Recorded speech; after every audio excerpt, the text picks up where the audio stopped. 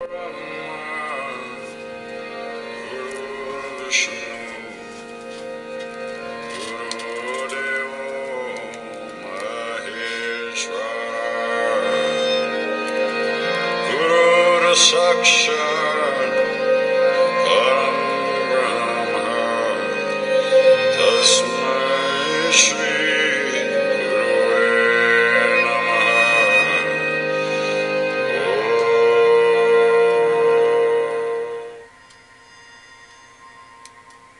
vamos.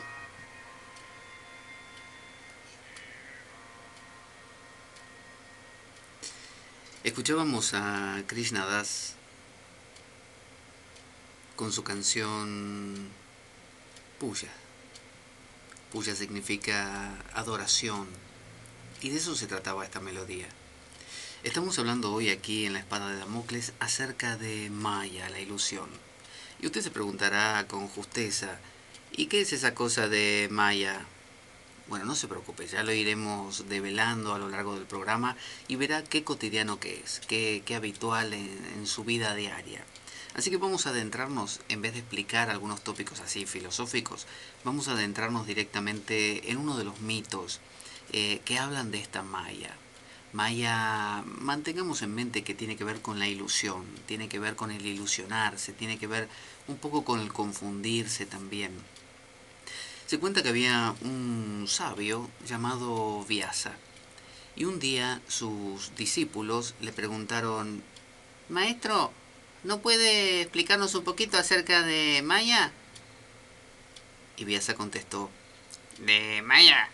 Eh, bueno, voy a intentarlo, pero es una cosa, la verdad, bastante difícil, ¿eh? Bueno, pero nos interesa. Bueno, resulta que había una vez un hombre que se llamaba Kama Vadana, que significa aquel que domina el Kama, el deseo. Y estaba su padre, que como Kama Vadana estaba en edad de casarse, su padre le dijo: Hijo mío, estás en tiempo de casarte. Tienes que conseguir una esposa. Tienes que hacer vida de matrimonio, porque ya es tiempo. Y su hijo le contestó: Pero padre, no me interesa casarme. Yo me llamo Kamavadana, y eso significa el que vence el deseo. Por lo tanto, yo no tengo ningún interés en caer en el deseo. Es más, ¿quieres que te cuente una cosa? ¿De qué hablas, hijo? Me refiero a vidas pasadas, padre. Yo he sido muchas personas. He nacido como un cervatillo, he nacido como una abeja, he nacido como una brizna de hierba, he nacido como un montón de distintos seres vivos. Y he padecido y he sufrido, pero también me he alegrado. Sin embargo, en esta vida yo quiero trascender todo eso. Ya estoy cansado de caer siempre en el mismo ciclo, de volver a buscar a esa pareja, a esa esposa, o cuando fui mujer, a ese hombre, y a la larga sufrir. Yo quiero deshacerme de todo eso, padre. Yo quiero ser libre. Mi nombre es Kama Vadana, aquel que vence el deseo. Y entonces, ¿qué es lo que me propones, hijo mío? Porque casarse, también recuerda, es un deber. Porque si uno no se casa y luego no tiene hijos, y sus hijos no hacen sacrificios a los dioses y a los antepasados, nuestros antepasados en ese mundo trascendental morirán de hambre. Yo lo sé, padre, pero mira, deja que te cuente esta historia. Yo en una de esas vidas pasadas, porque yo las recuerdo todas, me llamaba Sutapas.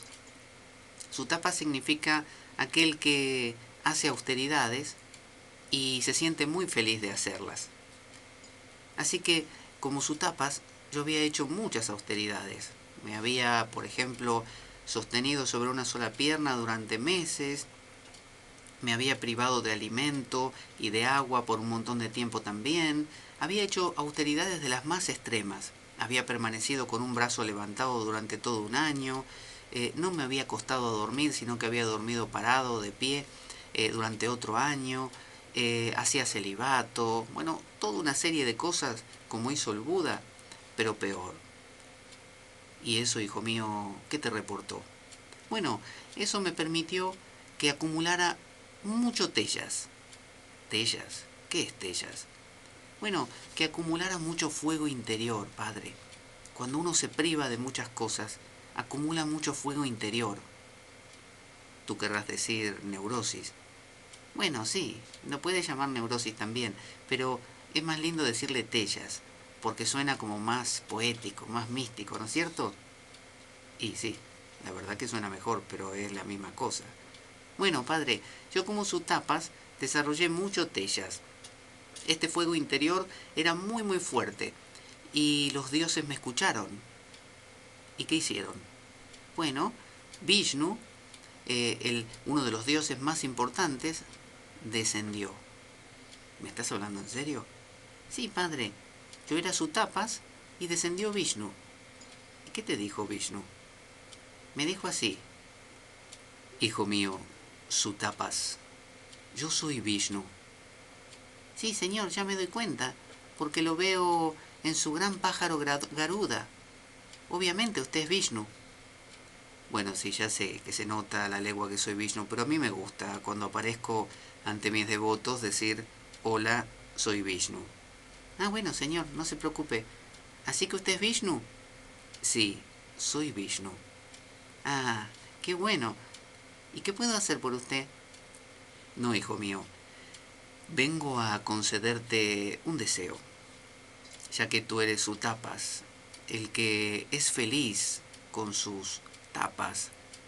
Aquí, hagamos una salvedad, aquí en España, tapas es una comida que uno pide cuando va a un restaurante, por ejemplo, y básicamente consiste en unas porciones pequeñas de comida que a uno le sirven, reducidas y varias veces, ¿no es cierto? Entonces uno pide tapas, es decir, como una especie de muestra de distintos alimentos, que ninguno lo acaba de llenar, uno tiene que comerse un montón de tapas. Por eso se dice: me voy a comer unas tapas, no una tapa, sino muchas. Pero este tapas del que hablamos ahora, en esta historia, es otro tapas, que significa austeridad, justamente, privación. Así que seguimos con la historia. Había aparecido Vishnu, que le estaba hablando a su tapas, y le dijo: hijo mío, lo que tengo para proponerte es concederte un deseo, lo que tú quieras. Yo sé que tú estás en contra de los deseos, por eso haces austeridades, tapas, pero pídeme no obstante uno. Yo no se lo voy a contar a nadie. Su tapa se quedó pensando, porque decía: ¿qué elijo? ¿No? Porque imagina usted que Dios se le aparece y le dice esto mismo, que usted tiene que elegir algo, de entre todo lo posible, algo que usted quiera. Es difícil, porque usted sabe que normalmente no vuelve a pasar, es una cosa importante. Y saber definir qué uno quiere es una de las cosas más difíciles de la vida, porque uno suele andar por ahí diciendo que quiere un montón de cosas, que le encantaría tener esto y lo otro, pero donde uno se lo conceden, elegir, tomar la decisión entre todo, elegir una, definirse, es complicado. Uno tiene que primero aclararse bien qué quiere. Pero su tapa lo tenía bastante claro.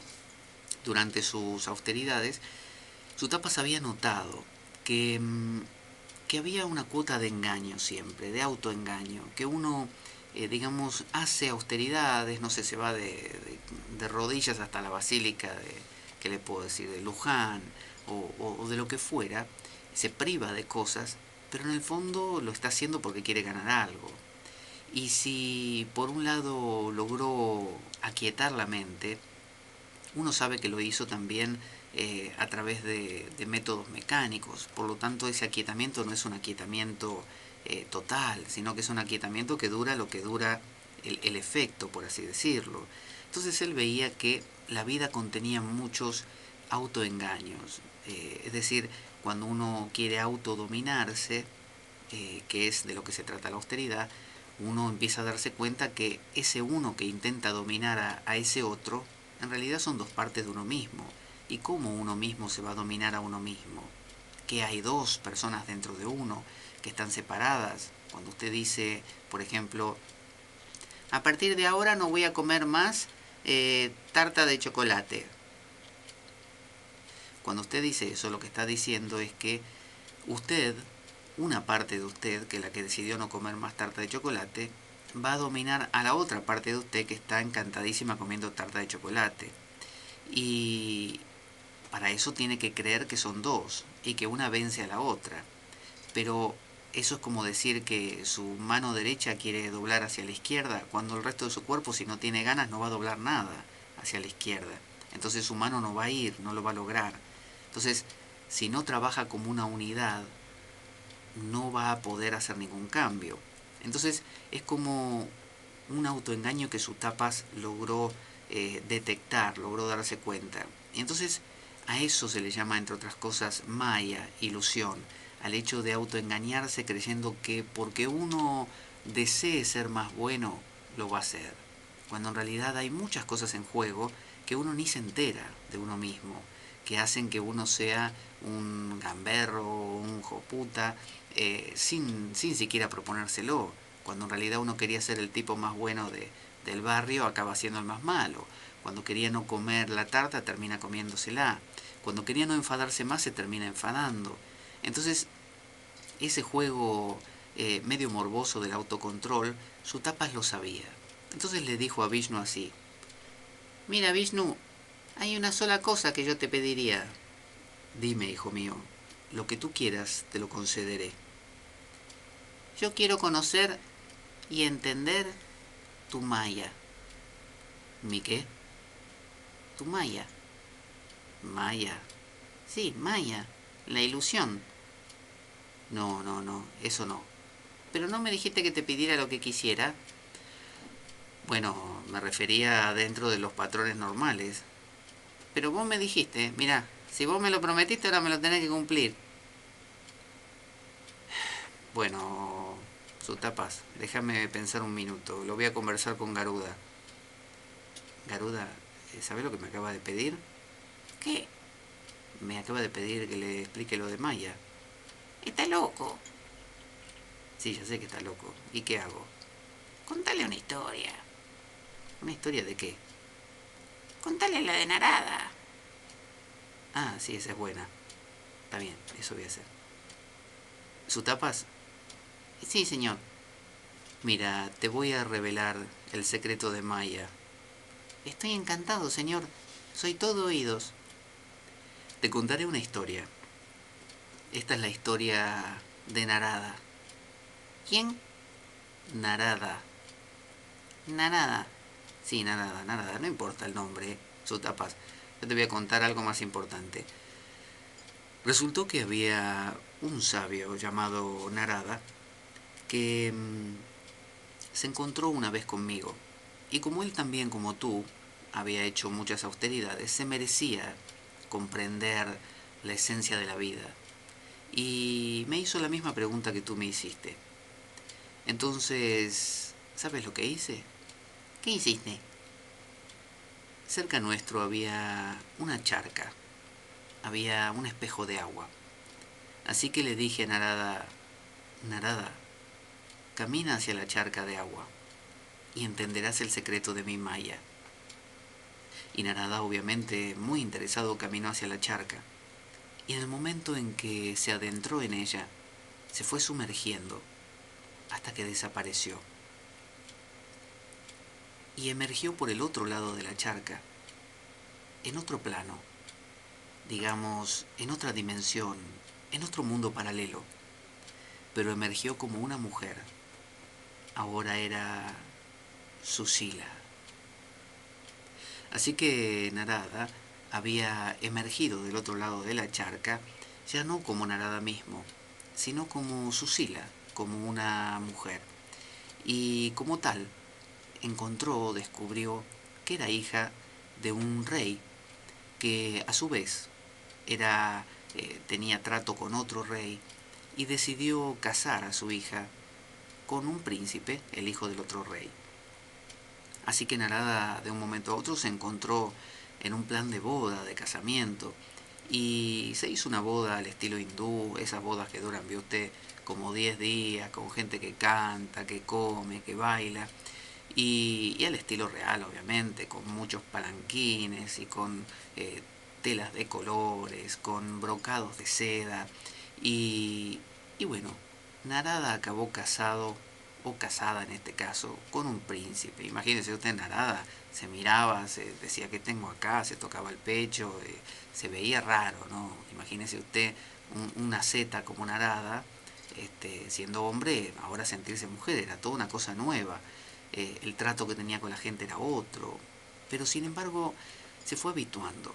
Vio que uno se habitúa a las cosas cuando algo es nuevo, suele llamar la atención, suele ser estimulante. Cuando algo pasa por primera vez, usted lo siente como muy absorbente, como que le importa mucho. Pero cuando esa cosa se repite y se repite y se repite, y usted sabe que esa cosa no va a parar, que va a seguir ahí, uno, por una cuestión de supervivencia, se amolda. Si a usted le dan, como dicen, un coscorrón, o sea, le dan un golpecito en la cabeza, una vez, usted puede hasta ofenderse y decirle a esa persona, ¿qué me estás haciendo? No me golpees la cabeza, ¿eh? Si me golpeas otra vez te doy un puñetazo, por ejemplo.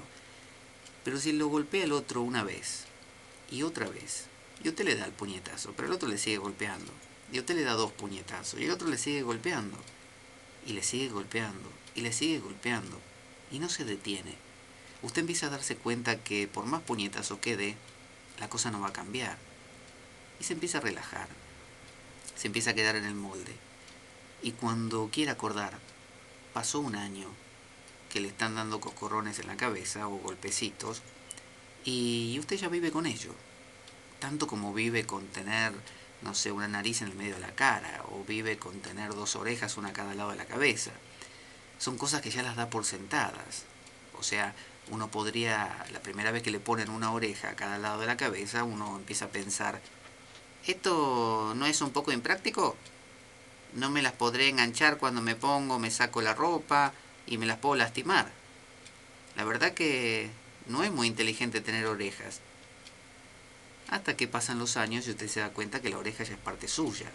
Y empieza, cuando se saca la ropa, ya tiene cuidado de no arrancarse las orejas, utiliza la oreja para poner la patilla de las gafas, de los anteojos, y se da cuenta que son muy útiles, y cosas por el estilo, ¿no? Eh, entonces uno se da cuenta que se habitúa a las cosas, aún a las dolorosas, y esas cosas dolorosas se hacen normales. Bueno, esto le pasó a Narada, y Narada se empezó a transformar en Susila, hasta que llegó un punto que Narada desapareció. Ahora solo existía Susila. Ahora su vida pasada de asceta, su encuentro con Vishnu, su pedido de conocer la Maya, la ilusión que nos embarga, desapareció. Ahora solo había su vida de esposa, del príncipe y de futura reina, ¿no es cierto? Obviamente cuando muriese el padre de su esposo, del príncipe, el príncipe se convertiría en rey y ella en reina. Así que eso sucedió. Murió el padre de su marido, del príncipe, y el príncipe ascendió, su marido ascendió a rey, y ella a reina. Así que Narada lo tenemos ahora de reina, era una reina. Y andaba por ahí pavoneándose como son las reinas, sacándose fotos, saliendo en la revista Caras y todas esas cosas. Y eso ocupaba todo su tiempo, comiendo un canapé por ahí, degustando los platos más maravillosos, asistiendo al baile del minué y cosas por el estilo, ¿no? Usted me dirá, pero en la India no había minué. Bueno, sí, pero en la fantasía esta que Vishnu le creó a Narada, sí, había minué. La gente bailaba minué en la India, ¿qué le parece? ¿No le gusta? Bueno, dígale a Vishnu. Entonces estaba Narada, como Susila, completamente compenetrada. Y sucedió como pasa siempre, esas especies de culebrones venezolanos o mexicanos o como usted quiera, que empezaron a suscitarse. Y sucedió que el padre de Susila, que para estos casos es Narada, el padre de Susila, empezó a llevarse mal con el marido de Susila. Entonces se estableció una guerra y empezaron a pelearse y a darse como en bolsa.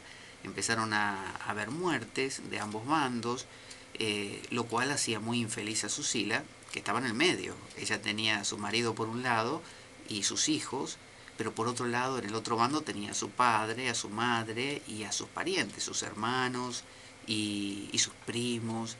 Entonces sufría por ambos lados. Y esta guerra fue matando a toda su gente, hasta que llegó un punto que su propio padre fue muerto en la guerra y su marido también. O sea, vinieron y le informaron, le dijeron, ¿sí? ¿Doña Reina? Sí, señor, dígame, ¿qué pasa?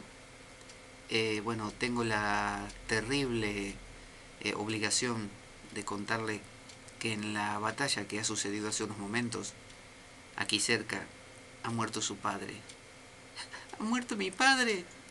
Y su marido también. Y mi marido también. Y todos sus hijos. Y todos mis hijos. Sí, señora, no repita lo que yo le digo, pero ha muerto toda su familia. Toda mi familia. Disculpe que repita, pero es terrible. Susila estaba embargada en un dolor, pero inenarrable, un dolor realmente desgarrador. Toda su familia había sido destruida en ambos bandos, o sea, no solamente de un solo lado. Así que fue hasta el campo de batalla. Fue al campo de batalla donde había sucedido esa muerte, pidió a los soldados que le trajeran los cadáveres de su padre, de su marido y de sus hijos. Y envuelta en un llanto, pero incomprensible y, como le digo, angustiante, hizo crear una pira funeraria. Encendieron esa pira con una llama que se dice llegaba a acariciar el cielo, porque tenía que ser grande, porque ahí había muchos de los suyos que iban a ser consumidos por esas llamas. Así que con la ayuda de los soldados y en medio de un ritual muy sentido, fue arrojando a su padre, a su marido, a sus hermanos, a sus primos y hasta a sus hijos, que para una madre es lo más desgarrador y doloroso que puede haber. Y en el momento en que arrojaba al último de sus hijos, a uno que quería mucho, que era el más pequeño, claro, y en el momento en que lo arrojaba a esa pira funeraria, exclamó con un dolor que llegó hasta los cielos, con un grito, ¿no?, que llegó a compungir el corazón de los dioses. Gritó, ¡mi hijo! Y luego de ese grito, ella misma se inmoló en las llamas. Momentos después, la pira funeraria se convirtió en agua, en una charca, y de la charca emergió otra vez Susila. Pero ahora ya no era Susila, ahora era Narada. Y delante de Narada, ¿quién estaba? Vishnu. Y Vishnu le dijo a Narada, Narada, Narada. Narada estaba anonadado, no podía salir de su trance, de lo que había vivido. Era demasiado fuerte todo lo que le había pasado. Él era todavía Susila. Entonces Vishnu insistió, Narada, Narada. Sí, señor. Narada, decime una cosa. ¿Quién era ese hijo que estabas gritando ahí? Mi hijo, mi hijo. No lo sé, señor. Fue tan real. Yo era... Sí, ya sé. Susila. Sí. Y toda mi familia... Sí, sí, ya lo sé. Murió, ¿no es cierto? Sí. En una guerra. Sí. Pero era... Y me dolió tanto y mis parientes se enfrentaron. Sí, ya lo sé, ya lo sé. ¿Te gustó mi Maya? Señor, Maya es muy dolorosa. Lo sé. Es lo que mantiene todo funcionando. Tú querías conocerla. Y has visto que ni siquiera tú, que eres una zeta consumado y trascendente, has podido sustraerte a la Maya. La Maya te ha envolvido, te ha envuelto. Perdón, a veces los dioses también tenemos deslices. Y esa Maya te ha envuelto. Y no has podido sustraerte, has quedado capturado por ella. Lo sé, señor. Ahora la entiendo. Entonces, ahí termina el relato que contó Vishnu a Sutapas, cuando Sutapas quiso saber acerca de Maya, que es el relato que estaba contando Kamavadana a su padre, el rey, cuando quería casarlo. Y aquí vemos en esta historia de Maya cómo la, el suceder de las cosas diarias, nuestras, cotidianas, es algo ante lo cual no podemos sustraernos. Cuando usted dice, no, yo soy una persona que estoy más allá de todo, a mí no me afecta si tengo deudas, si tengo problemas en el trabajo o problemas sentimentales, yo me ubico más allá de la ilusión y me mantengo al margen por completo. No, no. Eso puede ser una pretensión genuina, interesante y válida, pero sin embargo es tan fuerte la tal como cuando usted sueña y no puede sustraerse al sueño. Usted no puede decir, Esto que estoy soñando ahora es solamente una ilusión creada por mi cerebro. En este momento todo lo que está pasando es completamente irreal. uno no puede decir eso. De hecho, sí hay modos de llegar a captar un poquito de esto mientras sucede y sustraerse hasta un punto, que ya lo vamos a hablar dentro de un rato. Pero en sí, no ser arrastrado por la malla es tanto como decir voy a nadar al mar y las corrientes marítimas no me van a afectar en nada. Sí le van a afectar, porque usted es un ser, es un algo que se deja llevar o es empujado por estas corrientes. Que usted pueda nadar en contra de esas corrientes y ser menos arrastrado, perfecto, pero sí arrastran. Fíjese que Narada quedó completamente creído de su rol, de su papel como Susila, y hasta le costó salir, aun cuando se encontró otra vez con el cuerpo, siendo el cuerpo de Narada, y hablando con Vishnu, que se le reía en la cara de lo que había vivido recién. Entonces fíjese cuánto más nosotros en la vida cotidiana, cuando las cosas de todos los días, ¿no? El trabajo, como le digo, la profesión, las relaciones sentimentales, todo lo que hacemos nos va absorbiendo y se empieza a volver importante un examen en el colegio, se empieza a volver importante el amor o la ausencia de ese ser amado, se empieza a volver importante poder, no sé, si usted toca el violín, tocarlo bien, practicar y poder, no sé, delante de su público, hacerlo de una manera tal como usted esperaba. Es decir, todo eso es lo que se llama maya. Es decir, esa maraña, esa telaraña, esa urdimbre de pretensiones, de temores, de anhelos, ¿no? de búsquedas, de impotencia por otro lado. Bueno, toda esa mezcla de emociones es lo que conforma a un ser humano. Es decir, sin Maya, un mundo sin Maya es un mundo sin implicación. Usted imagínese que Narada hubiera transitado toda la vida de Susila sabiendo que era Narada, todo el tiempo, que ni por un momento se le hubiera pasado por la cabeza que todo eso era real. Imagínese qué aburrido hubiera sido. Él hubiera salido de la charca y Vishnu le hubiera preguntado, ¿qué tal Narada? ¿Cómo te fue? Y Narada le hubiera respondido, me fue perfecto, señor.